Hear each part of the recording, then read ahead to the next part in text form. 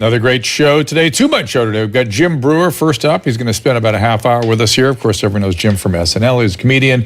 The Bruniverse podcast, which mirrors every Thursday morning on Patreon and then Friday on YouTube. Also, you can get it at Rumble/Jim Brewer. Jim spells his last name in case you don't know. Breuer, Breuer. You can also get dates at jimbrewer.com for his upcoming comedy tour. Then in the second half of the show, we are welcoming back Bobby Anne Cox. She's a New York civil rights attorney and a fellow at the Brownstone Institute, and she's been practicing law for over 25 years. You can follow her on X at attorney_Cox, C-O-X, and learn more about her quarantine lawsuit at Uniting New York State, Uniting NYS, unitingnys.com/lawsuit. I don't know if I have Jim's X. I'll try to get that for you when we get back. So stay with us. Our laws as it pertains to substances are draconian and bizarre. The psychopaths start this way. He was an alcoholic because of social media and pornography, PTSD, love addiction, fentanyl and heroin. Ridiculous. I'm a doctor, for sake. Where the hell do you think I learned that? I'm just saying. You go to treatment before you kill people. I am a clinician. I observe things about these chemicals. Let's just deal with what's real. We used to get these calls on Loveline all the time. Educate adolescents and to prevent and to treat. If you have trouble you can't stop and you want to help stop it, I can help. I got a lot to say. I got a lot more to say.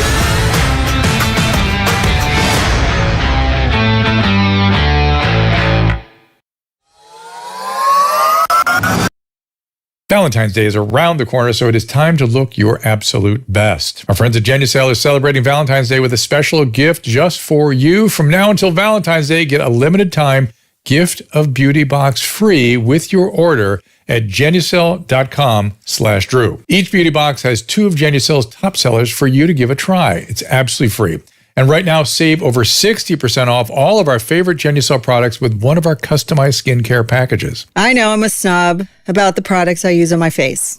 Everybody knows it. Every time I go to the dermatologist's office, they're just rows and rows of different creams. Retinols, vitamin C cream, under eye cream, night creams. Scrubs. And then when I get to the counter, they're overpriced. All kinds of products that you can all find at Genucell.com. Plus, with its immediate effects, Genucell promises results that will make you smile. It's guaranteed or 100% of your money back. To let yourself and a loved one with our limited edition bundles right now at Genucell.com/Drew. Use our special code Drew at checkout for extra savings off your order today. And remember, every order placed is automatically upgraded to free shipping. Don't wait. That is Genucell.com/Drew, GENUCEL.com/DREW. As a physician, I am deeply concerned about efforts to erode the doctor-patient relationship. And as medical freedom continues to come under assault, I'm on a mission to empower you to be able to take care of yourselves and your family the way you want to. I urge you to get this medical emergency kit from the Wellness Company. It contains essential prescription medication you should really always have on hand. Here's Dr. Peter McCullough, Chief Scientific Officer. It's a very broad and diverse medical kit, can handle everything from a urinary tract infection, a fungal infection, a bronchitis. People can, via telemedicine, get their questions answered and get on the right track. But it's basically an at-home formulary. Yep. For the first time, people, instead of being held captive by an urgent care or by a doctor's office or an ER, they can actually do this themselves at home. Save yourself the wait and the hassle and feel better faster. Go to drdrew.com/TWC for 10% off. That is drdrew.com/TWC for 10% off the medical emergency kit. And of course, I found Jim's Twitter or X address, which is, guess what? Jim Brewer, BREUER. I got hoodwinked because it says Twitter and not X.com. I'm so used to saying X right now. I thought that was interesting that I couldn't even find Twitter on the menu. Yes, Caleb has something he wants to show me. So let's do that before I bring Jim in here. Yeah, so I was looking at my Facebook memories earlier. Can you hear me, Drew, right now?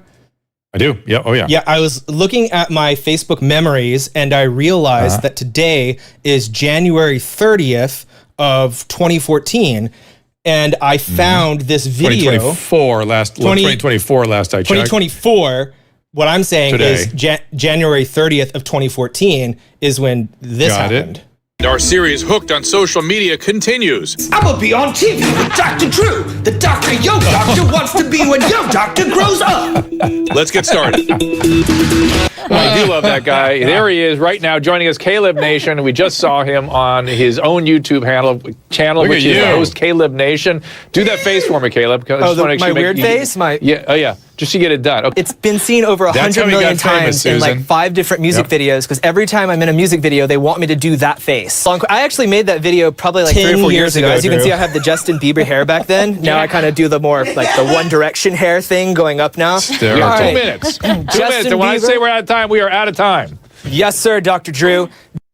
Look at that. That's so funny. Look at that. For everyone, that was a CNN HLN show that I did for about 7 or 8 years, something like that. 10 years ago. Yeah, 10 years. Caleb was that was your first time on that show, was my right? first time on the show. My first, I think it was my first national television appearance, and that was, I think, possibly the first time that you and I met was that day as well. 10 years. Yes, and I knew immediately I liked you, but you know what you don't know? I'm gonna tell you something. I'm gonna tell you something for you. Oh, I gotta hear. Which is because Bert, the EP that was interested, they're always, at that point, the television was always trying to bring YouTubers into TV. They're trying to figure that out.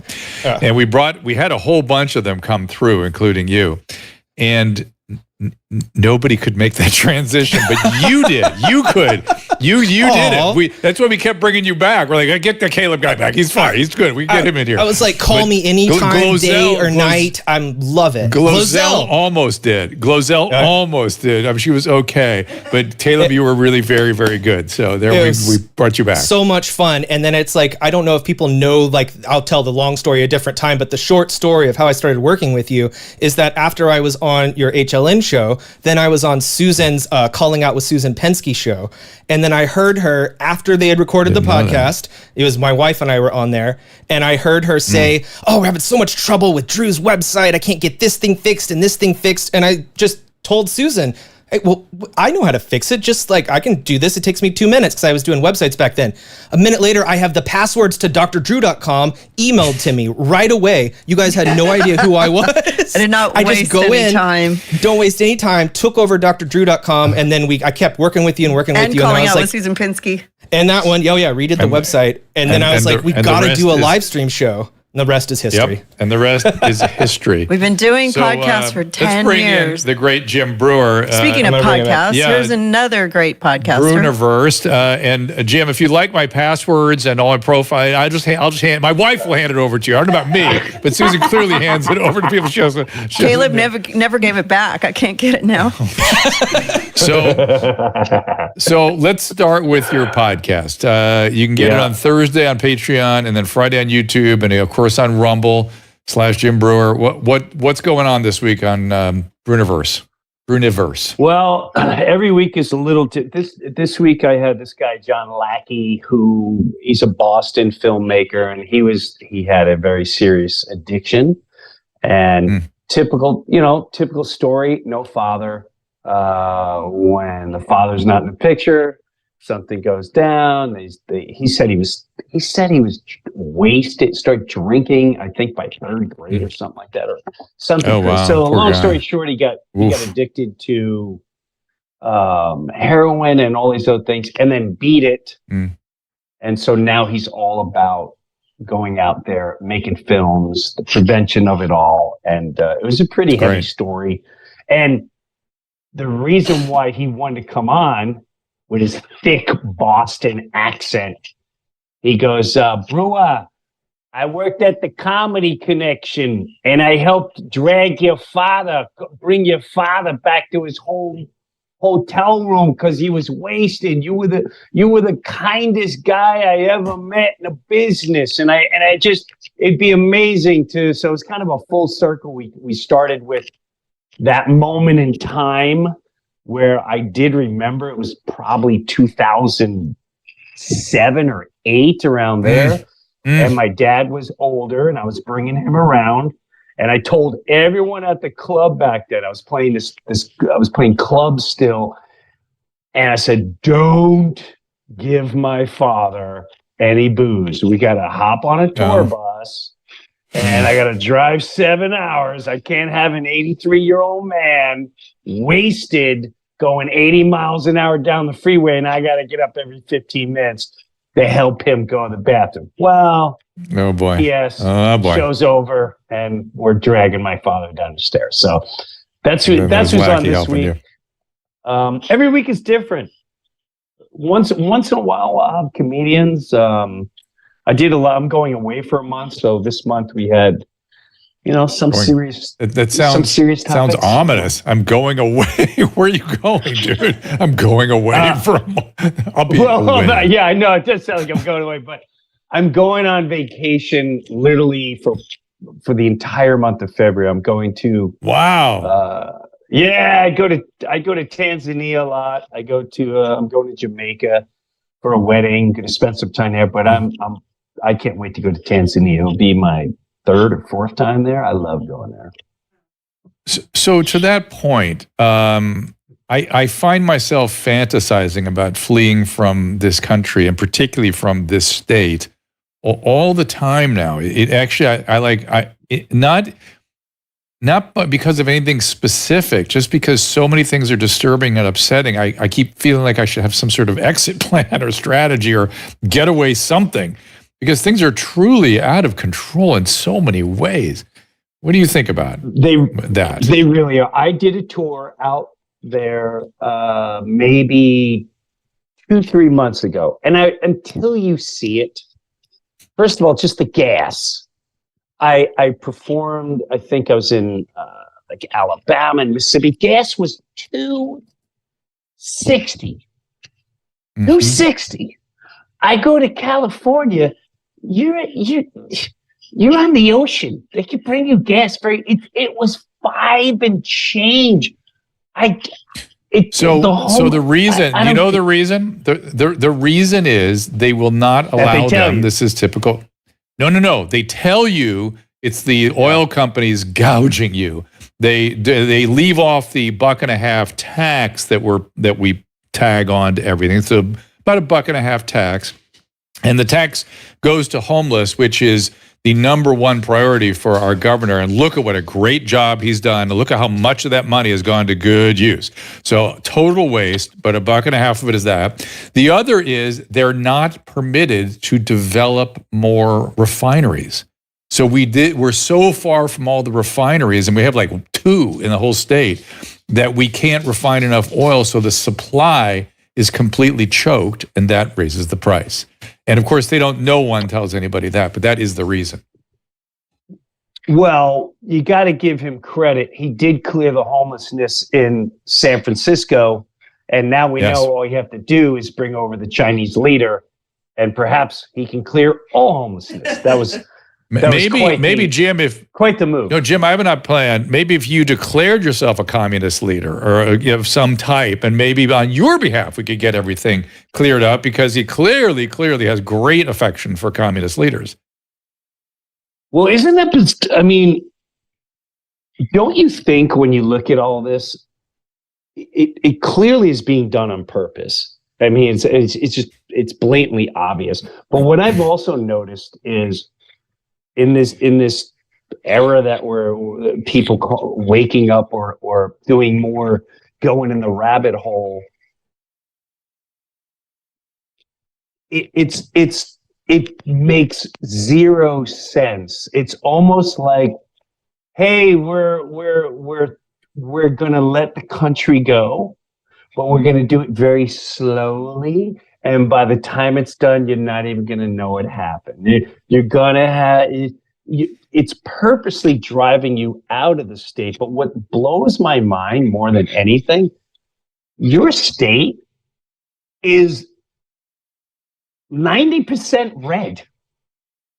So I don't understand how San Francisco and Los Angeles determine how your entire state feels, and they're by far perhaps the worst cities to visit in the entire. It's almost like they're laughing at you and they're taunting you. Go ahead, do something. There's nothing you can do about it. And when I did the shows out there, as a joke, I'd say, I don't understand how Californians have not just went to the mansion of your governor and go, can you come outside for a little? We at least want to discuss some things for you. We just want to talk to you for a minute out there as he's combing his hair and whitening his teeth a little more. But listen, Jim, mind-boggling. Now that Nancy Pelosi is spending a little more time in Northern California, there are people showing up outside her house and screaming about things. And she yells back at them, go back to China, as though anybody who would disagree with her, I kid you not, look it up. And if anyone who would disagree with her must be funded by the Chinese Communist Party. When talk about misreading the audience, this is not that crowd, I promise you. That probably is out there, but not these folks. Do you think there's going to be some type of movement? I think part of the reason too is why I'm planning to leave the country a lot this year, because I think this is going to be the beginning of one of the craziest times in human history, not just American history. I hope not. I hope you're wrong. You could be, but I do think it is an important time for everybody to stand up for basic civil liberties. Oh, there's Nancy Pelosi yelling back. You have that video? Most of your constituents want beside you. Stop the genocide. Stop the Holocaust. The Democrats want the ceasefire. The Democrats want. Go back to China. It's hard to Can hear. you? Yeah. Can you imagine if I said that as a comedian, if I just said that to someone heckling me? They're heckling me and I say, hey, go back to China. Oh, I'd be all over the news the next day. If one of the Trump kids or my neighbor or a CEO, here's a leader of the country forever, and she's going, go back to China. They're mocking you. They're insulting the way she said your it. Intelligence. And by the way, I just had a profound insight. She would make a great goat girl. And so maybe next time you do Gutfeld, have Kat do Pelosi as goat girl and you do goat boy, and you can go back and forth. That would be hysterical. She would be a good goat girl. I'm telling you. I heard it. I did hear it too. I did hear it for a little bit. That, and I was kind of waiting for the dentures to fall out. Not that there's. I just don't. I feel like we're at a point in society where they're going, what else can we plan, sire, to distract them? How about aliens in the mall? Yes. Yeah. But only if it's in Miami. It never ends. It's bizarre. No, Jim, I have a book for you. I was talking to Bill Maher about this issue and how I was seeing things evolve and unravel.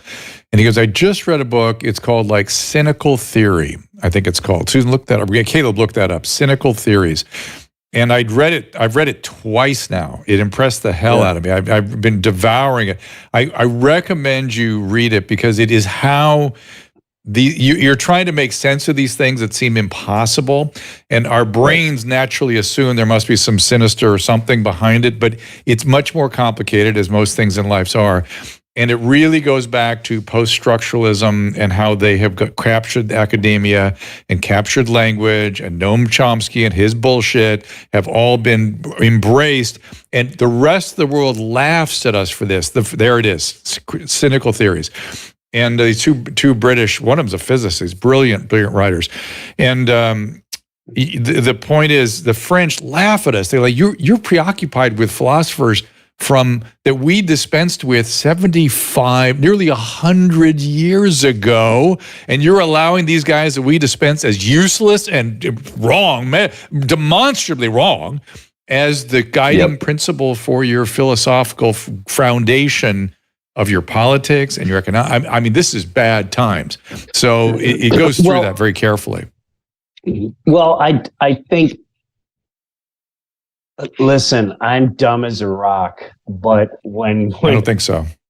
When we think about things like didn't we? Here's where I started getting confused, and I'm kind of going, and I don't know where I'm at here, but years ago, didn't we fight to get rid of taxes? And didn't we fight the British to get rid of taxes? I don't understand. When did we then all of a sudden become their best friends? So there's a World War II. I'm starting to see there's so much history that I just don't believe anymore. And I saw something really cool. I saw something really cool on the internet the other day.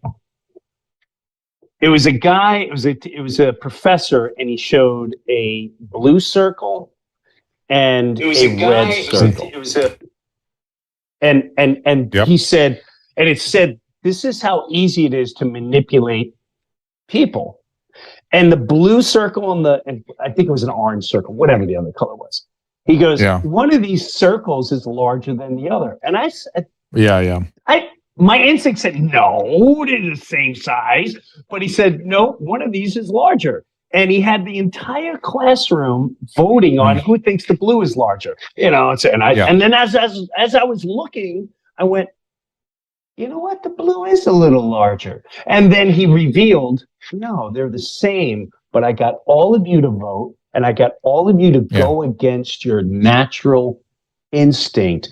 And that is what I call the demons, the monsters, have figured out. They've figured out how to take humanity and attack your natural instinct on everything, whether it's politics, health, everything. And that's a very dangerous place to be. Yeah. And so brainwashing, persuasion, these things have been perfected, and we have fallen victim to a lot of that stuff. And there's a certain amount of natural hysteria that we get into, particularly when there's a lot of narcissism in the personality constructs, I believe, at least.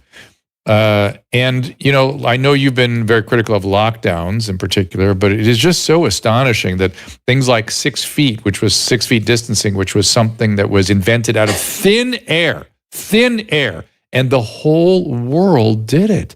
That to me is the astonishing part. We were hoodwinked in so many ways, and I can't believe people defend it. That's the thing that's mysterious to me now. They're very defensive about it. It's like, no, not good. Yeah, no, what bothers, I got over first I was in shock because I never fell for it. I didn't fall for it for 1 second. I thought this was the craziest voodoo trick on all of humanity. And when I saw it going down in front of my eyes, and just like you said, people would get vicious foam at the mouth as if you're you're the murderer. And it's incredible. Can you see that? What's on the screen? See what's on the screen there? Yeah, 100%. And I made a video, and I had no clue that was going to be the beginning of something. Yeah. I just was being honest, and I feel that. I still didn't know, by the way, why more wasn't made of that. Not so much you doing that, but what? Because I remember in New York having to show my stupid vaccine card to go in a restaurant. I had the illness and the vaccine because we traveled to Europe, and I had to have it. And they were kind of worse over there in many ways. But I kept thinking, wait a minute, most of the unvaccinated that I know are black, and we're really going to ostracize black Americans from walking into a restaurant? Are you kidding me? And I still don't know why more wasn't made of that. Well, I mean, think of the stupidity. I hate to say stupidity, but at the end of the day, the appalling decisions and the people. You can go to a New York restaurant and you can sit outside. If you sit inside, you got to wear a mask, but you can walk through the restaurant. There was just zero common sense, and even the shot. And I kept telling people, this was a big moment in time when I knew this was demonic, evil. Say whatever you want to say. I took ivermectin, and I took some vitamins. And when you have a guy like Joe Rogan, and he says, hey, I took it doesn't matter what he took. I took chocolate bar. I bounced up and down 3 times, and I farted Yankee Doodle. Now, if it was that serious, don't you think the world would go, whoa, whoa, whoa, whoa, whoa? He is healed. Maybe we should hear what he has to say. And the masters that control the media, we should look into who really controls media. The masters that control the CDC, who really controls the CDC? Who controls all these decisions? Because they are the demons of society. They demonized him with the whole horse dewormer, which now I had someone on the podcast who just started taking a horse dewormer to treat his cancer. I'm not saying you should do that, but he'll sit here and tell you right to your face, he was stage 4 and he was in hospice after years and years of years. And they finally said, well, there's nothing more we can do.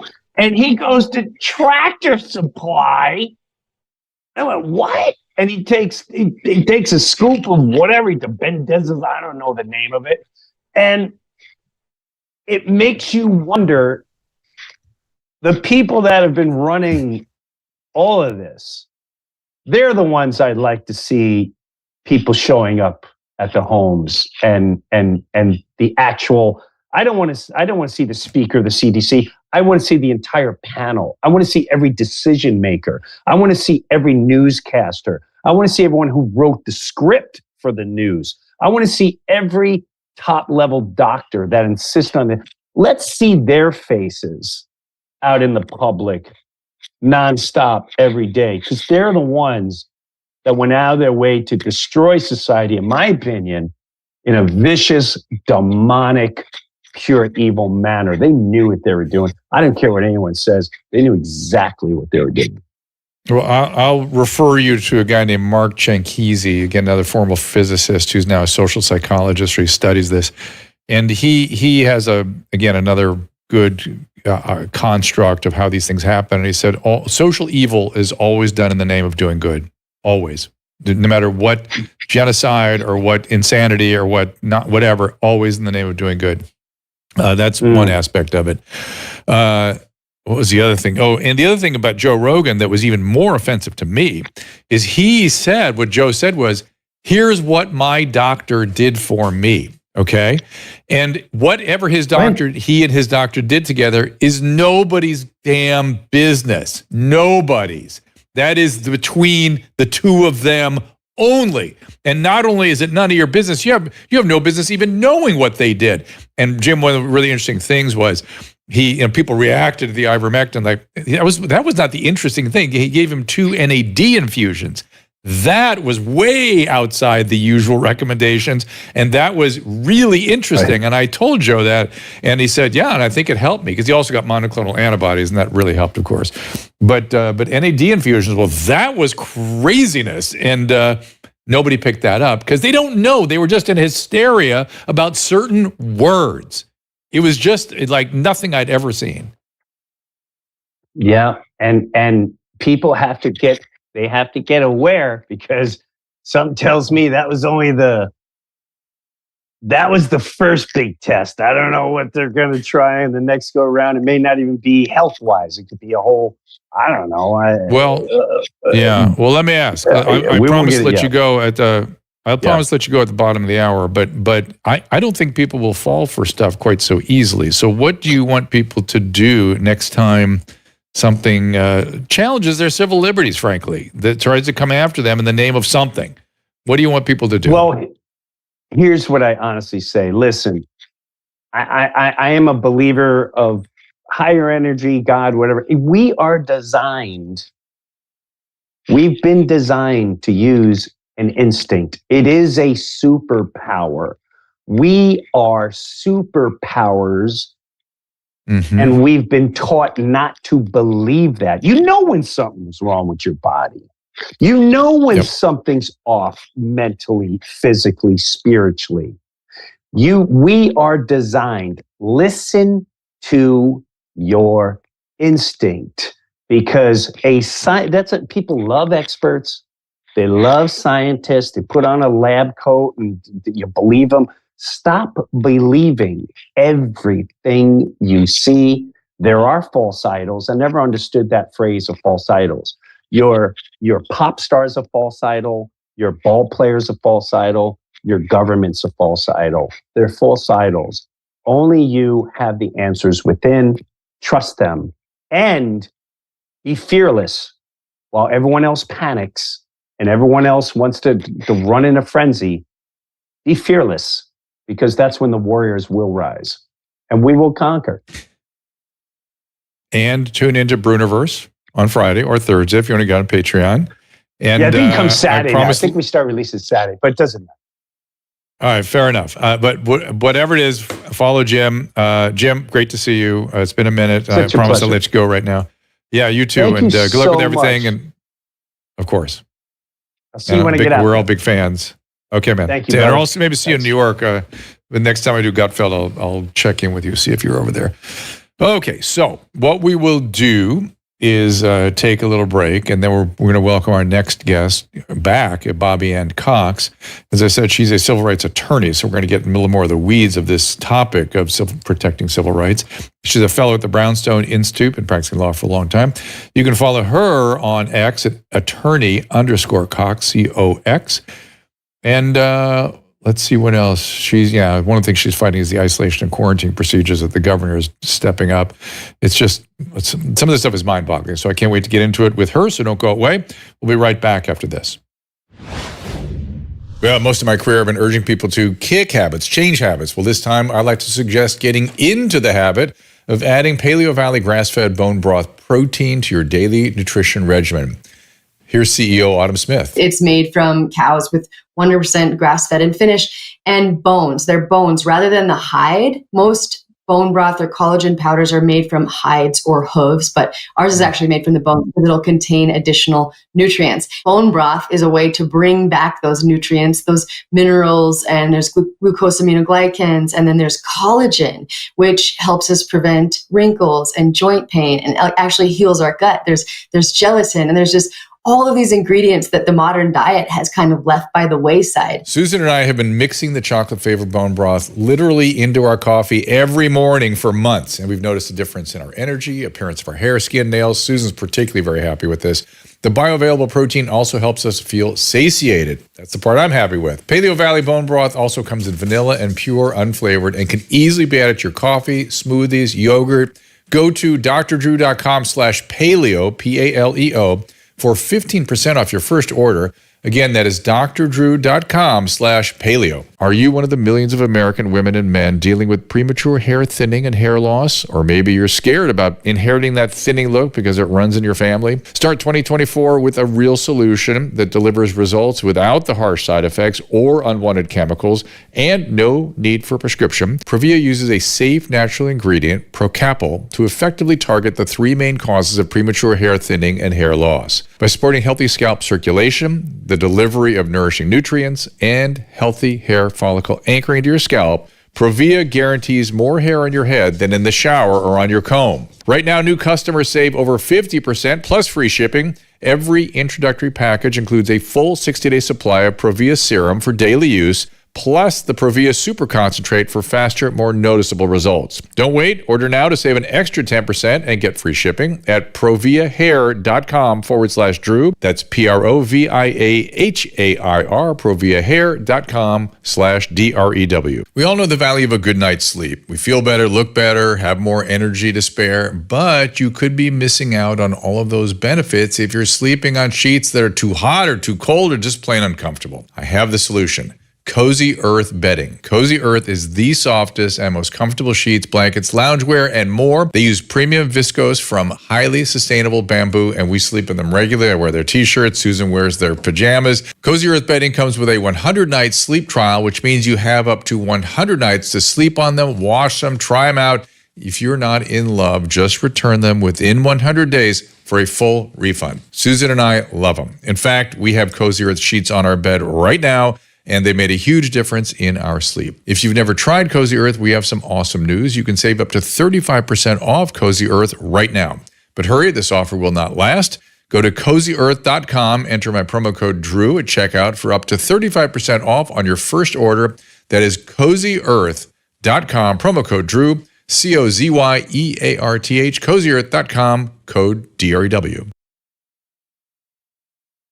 So as I said, you can follow Bobby Anne Cox at attorney_Cox. You can find out more about her quarantine lawsuit at Uniting. I hope I'm saying that correct.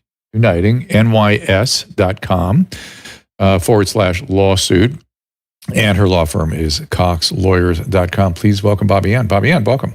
Welcome back. Jan, great to see you again. Oh, no. There we are. So we had no mic for a second. So I just start with the sort of 30,000-foot view here. What's preoccupying you these days? I know you've been very concerned about that quarantine law. Is that the totality of what's occupying your time? No. We've got lots of irons in the fire over here in New York. I figured. Yeah. So the quarantine lawsuit against Governor Hochul and her Department of Health is still raging on. When I was on your show last, we had just had oral arguments on that case. We won, just to remind your viewers, we won this lawsuit against Governor Hochul back in 2022. And we got her isolation and quarantine procedures regulation struck down as unconstitutional. The most draconian regulation I've ever read or heard of in my entire life. And I've been practicing law for 25 years. But that was struck down in 2022 by the trial court, and she appealed. She and the Attorney General, Letitia James, here in New York, appealed that. And we had just had oral arguments at the appellate court when we came on your show, Senator Borrello and myself. He's my lead plaintiff. And then we got the decision from the appellate division in November of 2023, and they dismissed our case and said that my plaintiffs had no standing, which is completely wrong. And it's a calamitous decision. Obviously, a sitting New York State senator and assembly members, because I also represent Assemblyman Chris Tague, Assemblyman Mike Lawler, who's now Congressman Mike Lawler, and a citizens group, Uniting New York State. And obviously, this group has standing. I mean, especially the legislators who are challenging their authority to make laws versus an agency under the governor's authority to make laws, right? It's horrendous, this decision. So we just filed our appeal with the Court of Appeals last week, and that is the highest court in New York State. So we are waiting to see, as this battle rages on, how it's going to pan out. But yeah, this is the unbelievable, astonishing decision from the appellate court. My plaintiffs don't have standing, apparently. I think, which is wild, but only as wild as so many of the things we're all reading and hearing about throughout the land, frankly, not just in New York, in terms of, I don't know how to frame it. I'm hoping you can help me with this, the behavior of our judicial system. I don't know how else to frame it except that it's been sort of like mind-boggling, some of the decisions, and sort of difficult to understand why there's can be such massive variation in opinions. What has happened to our legal system? Yeah, it is astonishing. I am really stunned by this decision from the appellate court. I mean, first of all, it flies in the face of logic, right? I mean, if you have a group of New York State lawmakers who are saying that an agency has usurped their power, the agency took their lawmaking power, that obviously gives standing, right? You're saying, I have been injured by the act of this other person, this agency that sits under the governor.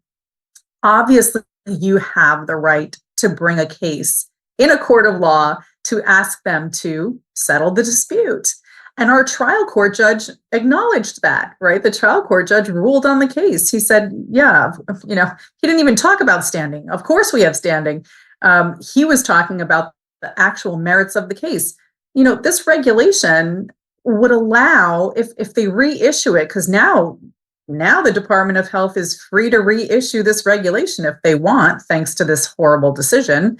It would allow the Department of Health to lock up or lock down any New Yorkers that they deemed, they don't even have to prove it, that they think maybe is a public health risk.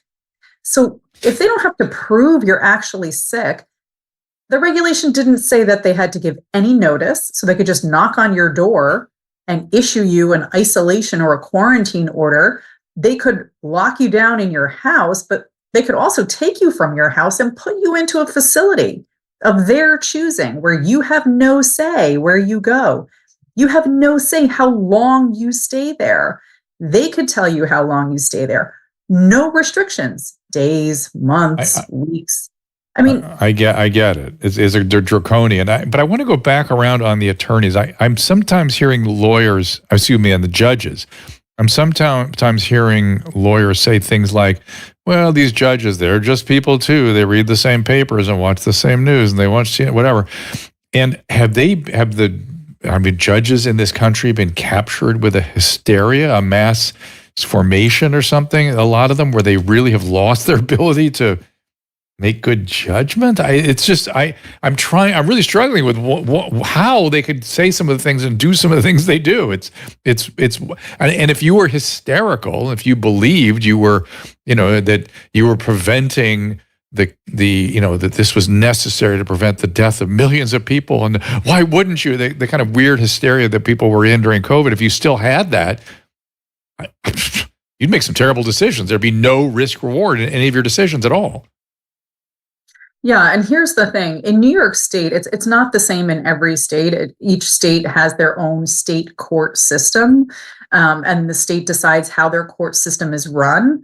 But here in New York State, our trial court level judges, so that's the first level of court that you go into when you file a lawsuit, those judges are elected by the people. Whereas when you get to the appellate division, when you want to appeal a case, whether it's the middle court or it's our highest court in New York State, those judges are all appointed by a governor. So you do have a difference, which is, a big difference between electing the population electing their judges versus those judges being appointed by an executive, whether it's the governor or it's the president. In the federal court system, all of the judges, whether they're the trial court level judges or the appellate court level judges, or, obviously the United States Supreme Court, all those judges are appointed by the president. So, personally, there's a difference of opinion, of course, but personally, I think judges should be elected. I think the population should elect their judges. It's very dangerous when you don't have people in charge, people in command who aren't responsible and responsive to the people, to the voters. So, I can't speak for what's going on with certain judges in certain cases, but hey, our trial court judge ruled in our favor, as he should have. And now we have to go fight for another year, right? This case started 2 years ago. And we have to now try and go fight in front of the highest court in New York State. It's such a huge waste of taxpayer resources. The governor and the AG never should have appealed this case once we won. They should have said, oh, sorry, we overstepped. We made a regulation that was a violation of the Constitution. Sorry about that. No, they're fighting tooth and nail to get this power back. It's unbelievable. And they're using your tax dollars to do it. But the unbelievability about how our tax dollars are spent, and the enthusiasm of cracking down on our civil liberties seems to be both current, really serious trends right now. Where else are you having to fight so people can speak their mind and travel freely? And where else is that being encumbered that you're worried about right now? Yeah, so I also just filed a lawsuit a couple months ago, together with a colleague of mine, against New York State again. And this case is trying to force the New York State legislature to properly follow the Constitution in trying to amend the Constitution. So here in New York State, our legislature is controlled, supermajority controlled by the Democrats, and they have it the entire legislature. So both houses, our state Senate and our state assembly, have supermajority Democrat control, which means they don't even need one Republican vote to make a law. And it's very dangerous. It doesn't matter which party has total control. It's very dangerous when only one party has total control at the government level, because there is no conversation, there is no compromise, there is no hearing the other side of the story. And here in New York, not just our legislature is a Democrat, but our governor is also a Democrat, and our attorney general is also a Democrat. So we're seeing complete one-party rule here. And the abolition of our rights is astonishing. It's been that way in New York for about 5 years now. And the exodus of New Yorkers from this state to other states is tremendous. This state has lost billions, with a B, billions of tax dollars over the last few years because the tax base, the people, are leaving the state. And it's because of all the horrendous policies that the legislature and the governor and the attorney general are putting into place. But this other lawsuit that I'm working on right now against the state is to try to force the legislature to follow the proper steps as clearly laid out in our state constitution in order to amend the state constitution. They skipped a step. They want to change our constitution. They want to change language in there, which, if they are successful, and if my lawsuit is not successful, that change to our Constitution will go on the ballot in this coming November, and it'll probably pass because they make the words sound so lovely and so pleasant, but people don't understand what those words really mean, and so it will ultimately end up meaning that the legislature will be free to abolish parental rights in New York State. So, it's very dangerous when we don't keep the government in check. You can't amend our Constitution by skipping a step. There are steps laid out in the process. Follow each step, and then you can change the Constitution. But don't be so brass and think that you can skip a step and then still change the Constitution. It's just this really unfortunate and prevalent notion by the government, and it's not just in New York State. We are seeing this at the federal level as well. This notion that they can just do whatever they want, Constitution be damned. They don't care about the Constitution. They don't like the Constitution because they're restricted by the Constitution, but they just ignore it and they do whatever they want to do, even if they know they don't have the power. And then their attitude is, well, catch me if you can. Bring a lawsuit, try and stop me. And if the judge tells me to stop, okay, then maybe I'll stop. If the judge doesn't tell me to stop, well, then I'm just going to keep doing whatever it is I'm doing that I'm not supposed to be doing. So it's very dangerous. Lawsuits are good. They are a good tool, but they take time. They take money. They take energy, and they take attorneys willing to bring those lawsuits and go up against the grain. So this is very dangerous. We have to change the leadership at the top. That is the way we get out of this mess. Well, I mean, I suppose I would be sympathetic were I not living in a state where it's actually worse. So, because California is your model, and no one's fighting back here that I can see. So I just admire that you're in there swinging away. All right. Well, listen. Let's kind of wrap up here. Are there anything you want people to be aware of or take note of or going forward? it's really important. This is an election year, as everybody knows, right? We have the president up for election. In many of the states, we have other very important races. Many members of Congress are up for election this year. Here in New York, we have a U.S. senator up for election. Several seats in the House of Representatives are up for election. And so, this is an opportunity for voters who are sick and tired of what's going on, no matter what state you live in. If you don't like what's going on in your state, if you don't like what's going on at the federal level, this is a great opportunity to help get the vote out and try and change it. People think, oh, well, it's only January. We don't have any elections till November. Well, that's true, but in some cases, there are going to be primaries, so people can get involved with and stay on top of primary races. But also, you have to start talking about these issues now, because a lot of people, when it comes to election day, they just, hey, they make it, oh, well, I have other plans, or I'm just really busy, or I have other things going on. But if you understand the really important issues that are at hand right now in this country, I'm hoping it's going to spur enough people to go to the polls and bring people with them. Bring your friends, bring your family members, because we have to change the leadership at the top. And I'm not just talking about the president. I'm talking about in all levels of government, whether it's our state government, our federal government, whether it's in the House of Representatives or the Senate. We are seeing a flat out invasion in this country right now at our southern border. And we have a president that is refusing to enforce our laws. We have immigration laws. We've had them for a long time. But this administration under Biden is not enforcing those laws. That doesn't mean those laws go away. Those laws are still in place. It's just that they're not being enforced. And it's to the detriment of American citizens.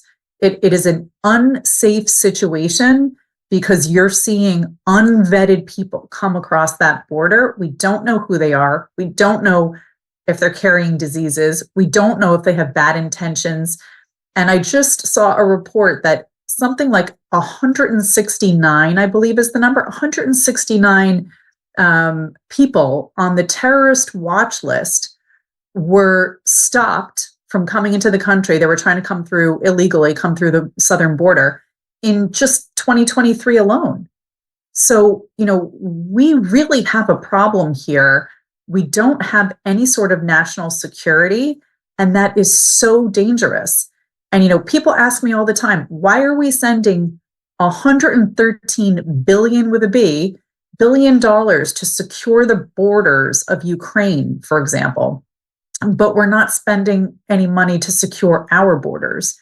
In fact, we're spending approximately $2 billion a year here in this country to break our immigration laws and bring in all these people across the southern border. Because again, Biden is paying for them to come in. He's paying for them to go whatever state they want to go to.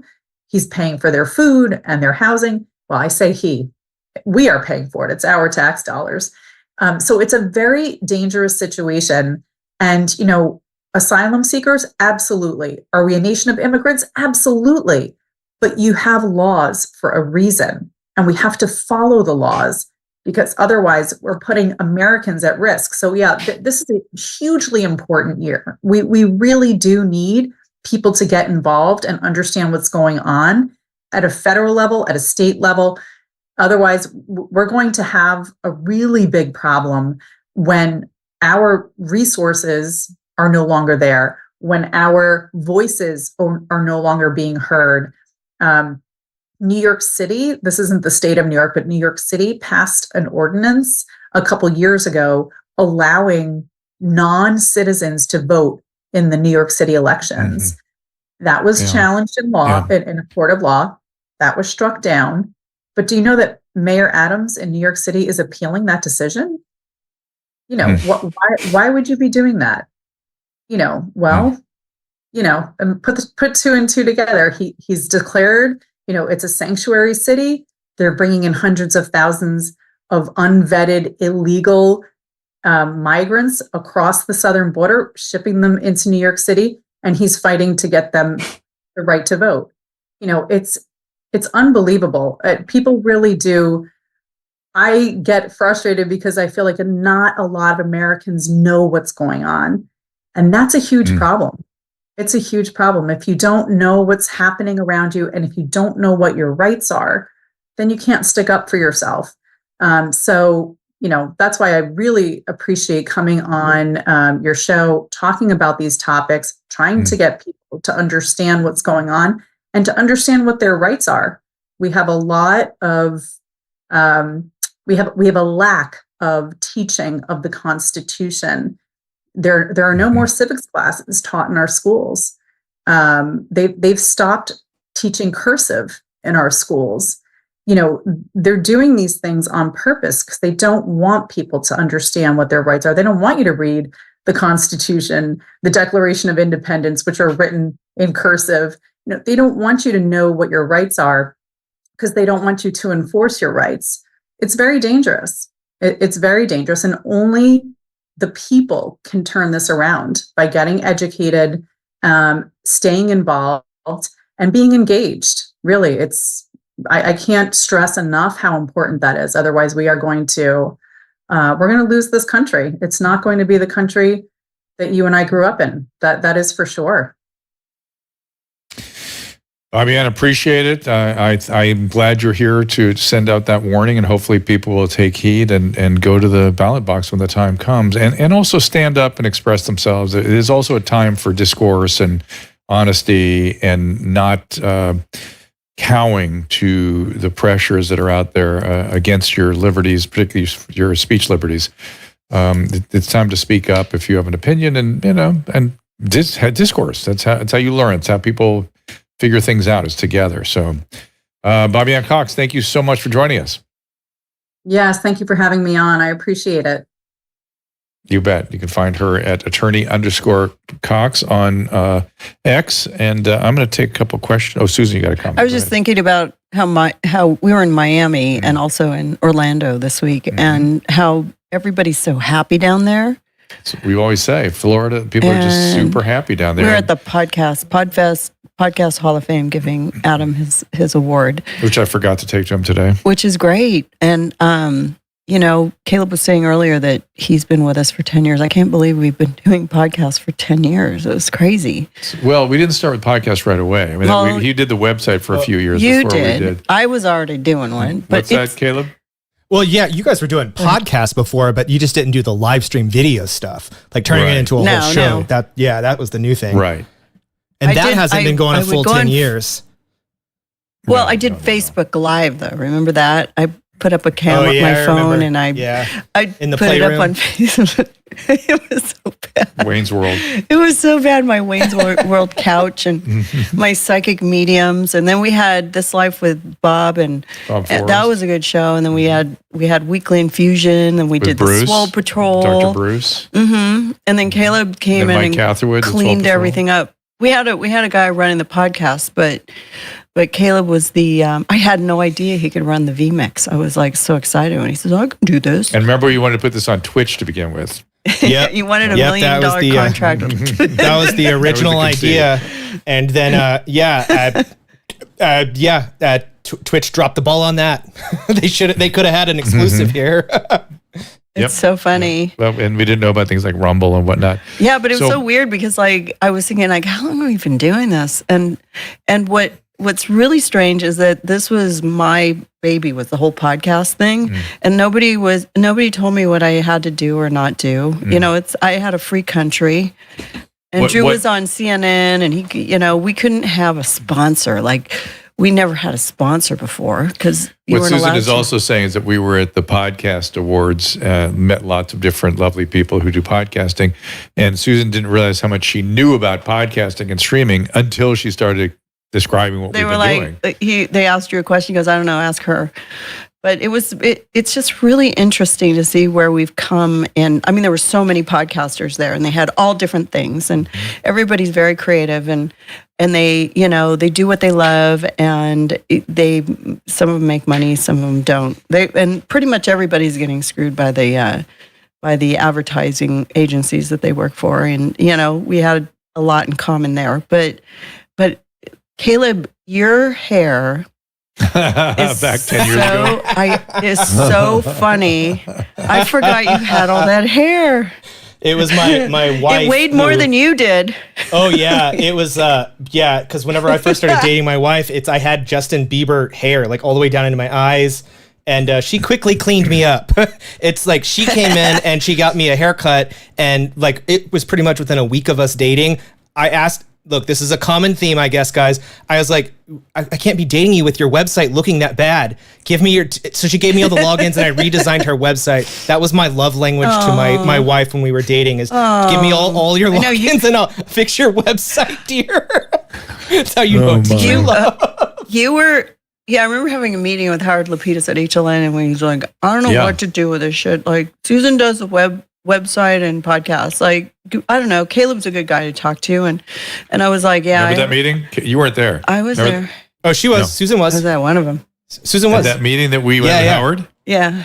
Yeah. Strangely enough, that was also the first time I met Susan, and Susan was just in the meeting, and I was thinking, wait, Drew's wife is a part of this? But okay, I didn't know how big of a deal she was with the whole setup. Well, that was Howard's brilliance. He just said, we're going to give this to Susan. She's going to do this stuff. I did. I mean, I was behind the scenes in your like radio and, you know, I don't know. We did people stuff didn't know together, that. travel and website. No, and people still don't know that. I mean, some people are starting to figure it out now and they're like, what? But it's so funny because I didn't really think anything about it. Like, I'm like a producer. I just like to be in the background. I don't really want to be in the front and toot my horn or whatever. But I realized that it's been you're in my baby, not just my baby, because you. Oh my gosh! Look at that. My baby Bieber hair. Wow. Oh my God, it's so funny. Look at that hoodie. Did you have problems getting on planes after 9/11? I had a problem when I wore black. You know what's weird about what? Jenny Hutt was the co-host and Sam Shocker was one of the guests in that little panel. And then that was a great show. Yeah. Sam later on, did you know? What is his name? There was a guy that was always on the HLN show who's now on Queer Eye. What's his name? Karamo. Yeah, Karamo. He was on your show a lot. Karamo was on my podcast. Yeah. He was also on my podcast calling out. No, we started a whole bunch of people. we launched a bunch of people into TV. I made sure everybody who was a celebrity on HLN was on my podcast getting psychic readings. That was sort of funny. The rest is so funny. And you and Taylor. And you know, Colby actually predicted you having kids. Like, you guys were trying and stuff, and she called it out. So I have stories for you about Colby predicting stuff. It was pretty wild. Colby, and then the spirits would come in and screw with the electronics, and we'd always have like a lot of technical. You guys, I would love to take a couple of.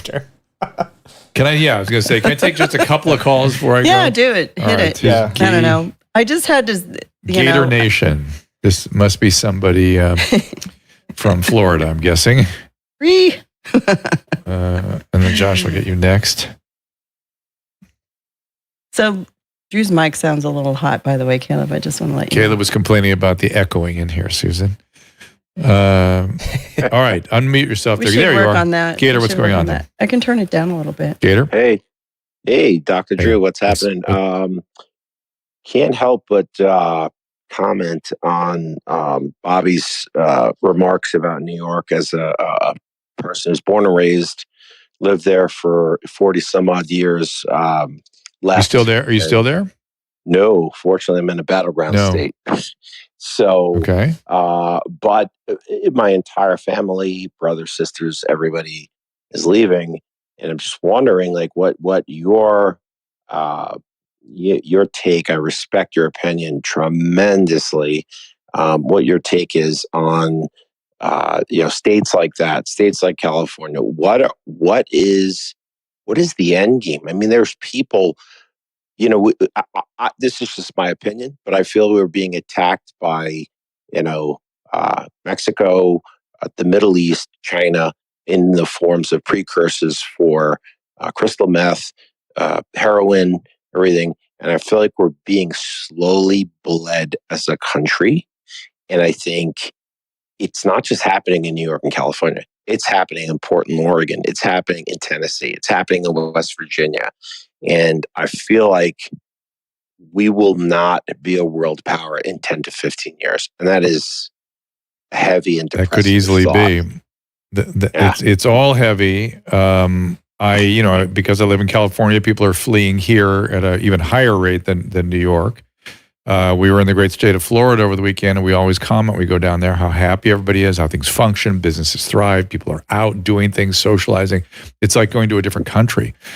And it's just, to me, sad. And I've seen things turn around before. I told Michael Malice the other day that I remember when the 80s kind of kicked in, the 70s sucked the way this sucks, in a kind of different way, but it felt as hopeless as this. And it changed fast. It changed all of a sudden. So things can change. But I always, Adam Carolla and I do a podcast on a regular basis, and I always ask him that same question you're asking me. And he goes, what's going to be is going to be, there are going to be safe spaces and octagons. That people are going to go in rejecting some of what's going on. People are going to get more into sort of extreme ideas like fighting in octagons, and people who are still bound to these sort of these concerning ideas are going to end up in just safe spaces. And there's going to be states that thrive and states that really struggle. That's when it's going to get to be really challenging. Well, because they're going to come to the states that are thriving and say, "Take care of us." Right, and to your point, growing up in New York, I was born in '72, so going to the city in the '80s, it was like you didn't go to Times Square. You just, unless you wanted to be pickpocketed or whatever. But I feel like to your point, you hit it on the nose when you said there was abrupt change. I think that's because when they formed the DEA or they formed different task forces and things like that, a lot of people don't like, but we're at this point now where all these agencies are in effect, but they're doing not. I mean, if I have a sinus infection, I got to show my ID to buy one box of Advil cold sinus. Yet, there's 100-pound bags of Sudafedrin coming in by the boatload to our country. It's like what is going on here? Yeah, I know. The thank you, my friend. I appreciate speaking to you. Thank you. But the lack of rational consistency. Christina P and I used to do a streaming pod and YouTube channel together, and we'd always say there's got to be a rational revolution. We had a high sign for it. This was welcome the rational revolution. It's got to recur. Hey, here's molten salt, Susan. You ever wonder what molten salt looks like? Oh, I don't hear you. I don't know why, but my earphones just went out. Let me. Okay.